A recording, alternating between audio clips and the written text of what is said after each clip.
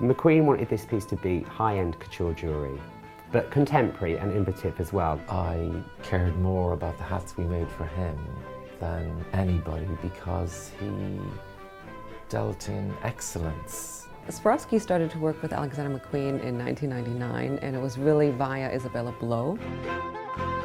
I think when it came to the show of The Widows of Culloden with McQueen, the first thing he said to me was, he said, I want you to use really precious metals and precious stones. So you had these two pieces, which was the nest with the eggs, which resembled life, which was the beginning of the show. It was actually the first look of the show. And then near the end of the show, we had the skull with the black feathered plume, which was more about death. Two beautiful pieces reflecting just two different elements of life. One thing Lee did say, he said, I'd like them to be like duck eggs. You know, the blue with the speckled brown, blue topaz to create the main surface for the eggs.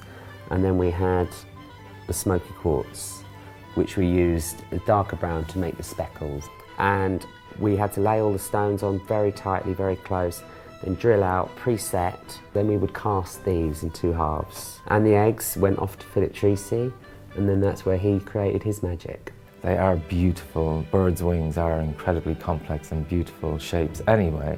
So when it came to decorating the nest, I chose the mallard duck wings to go with it, and it just seemed very obvious to use them in its purest sense. And we actually wove the nest ourselves by hand. And if there's one person that I could credit for reintroducing Swarovski into fashion, I absolutely credit Alexander McQueen. It was an amazing time. It was such an explosively creative time in the UK fashion scene, and of course for Swarovski it was so exciting to be part of this. For him, it was all about the show, and its shows are about fleeting moments, and whether it's a sort of glimmer of sparkle or whether it's a 2-second experience where you're just witnessing something very transient, that's fashion.